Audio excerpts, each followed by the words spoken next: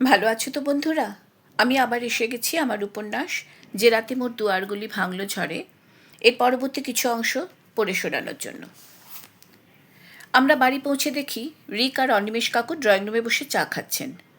রিক আমাদের দেখে অভিযোগ করলো যে ওকে না নিয়ে আমরা কেন চলে গেলাম। শ্লোক ওকে বোঝালো ও ঘুমোচ্ছিল বলে ডাকা হয়নি। রিক এবার আমার দিকে তাকালো, মনোযোগ দিয়ে দেখল কিছুক্ষণ। রিকের দৃষ্টি আমার শরীরে ওঠানামা করলো। আমার ভীষণ অস্বস্তি হচ্ছে। রিক বলল, শাড়িতে তোমাকে আরও সুন্দর দেখাচ্ছে প্রিটি লেডি। রিক বেশিরভাগ সময় আমাকে এই নামেই সম্বোধন করে। আমি একটু হাসলাম। শ্লোক চেঞ্জ করে এলো। ও আর অনিমেষ কাকু এখন অফিস যাবে। আমরা ব্রেকফাস্ট করছি। রিক আমার দিকে তাকিয়ে হঠাৎ বলল, প্রিটি লেডি, আজ তোমাকে আমি ডেটে নিয়ে যাব। ওর বলার ধরনে অনিমেষ কাকু আর শ্লোক হেসে ফেলল। আমি চোখ পাকিয়ে বললাম, তোমার সাথে আমি ডেটে যাব এমন ধারণা হলো কেন? রিক আবার বলল, আজ অবধি কোনো মেয়ে কিন্তু আমাকে রিজেক্ট করেনি। আমি বললাম, আমি করলাম। রিক গম্ভীর মুখ করে বলল, এটা কিন্তু তুমি ভালো করলে না প্রিটি লেডি। আমার মতো একজন হ্যান্ডসাম ছেলেকে তুমি রিজেক্ট করে দিলে। রিকের বলার ধরনে আমরা সবাই হেসে ফেললাম। অনিমেষ কাকু আর শ্লোক অফিসে বেরিয়ে গেল। আমি শাড়ি চেঞ্জ করতে উপরে যাচ্ছি। রিক জিজ্ঞেস করল, কোথায় যাচ্ছ? আমি বললাম, চেঞ্জ করতে। রিক বলল, না, চেঞ্জ করো না, শাড়িতে তোমাকে দারুণ লাগছে। রিকের গলার আওয়াজে কিছু ছিল। আমি তাকালাম, দেখলাম গভীর দৃষ্টিতে রিক তাকিয়ে আছে আমার দিকে। আমার একটু অস্বস্তি হলো। অগত্যা শাড়ি পরেই বসলাম। রিক আর আমি গল্প করছি। রিকের কোর্স কমপ্লিট হয়ে গেছে। রিক লন্ডনের পাট চুকিয়ে একেবারে চলে এসেছে। নেক্সট উইক থেকে রিক অনিমেষ কাকুর অফিস জয়েন করবে। আমি বললাম, এতদিন লন্ডনে ছিলে, একেবারে চলে আসতে খারাপ লাগেনি? রিক কিছুক্ষণ চুপ করে থাকলো। গম্ভীর মুখে বলল, খারাপ লেগেছিল, এখন আর লাগছে না। একটু চুপ করে থেকে আবার বলল, তোমার মতো একটা সুন্দরী মেয়ে চোখের সামনে থাকলে কারুর কি খারাপ লাগতে পারে? ভালো লাগছে। রিকের গলার স্বরটা আজ যেন অন্যরকম লাগছে। আমি একটু হেসে বললাম, এটা কিন্তু একটু বাড়াবাড়ি হয়ে গেল। রিক গভীর দৃষ্টিতে আমার দিকে তাকিয়ে আছে।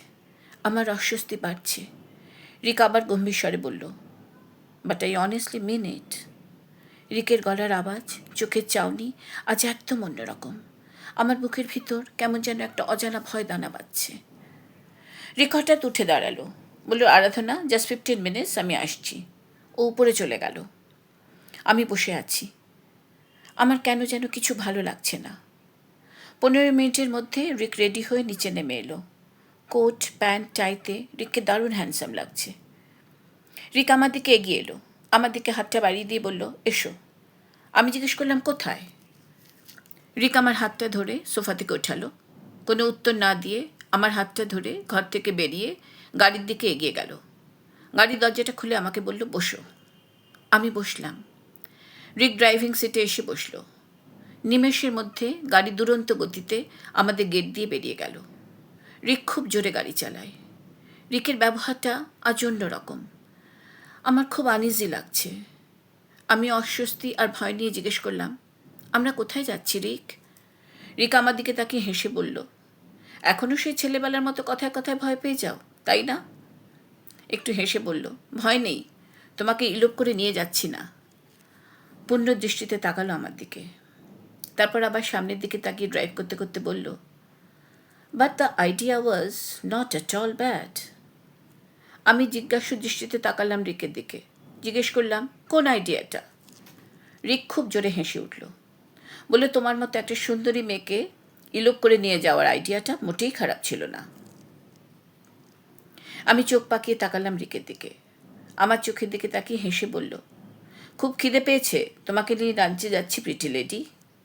আমি একটা স্বস্তির নিঃশ্বাস ফেললাম। আস্তে করে বললাম, শ্লোককেও নিয়ে নি চলো। রিক ঘুরে আমার দিকে তাকালো, গম্ভীর গলায় বলল, না, আজ শুধু তুমি আর আমি। রিকের গলাটা আজ সত্যি একদম অন্যরকম। আমি আর কিছু বললাম না। বুকের ভিতর এক অজানা ভয় যেন একটা অজানা সংকেত দিচ্ছে। আমি সেই সংকেতটা বোঝার চেষ্টা করছি। বুঝতে পারছি না, আমার কষ্ট হচ্ছে। আবার অন্য দিন।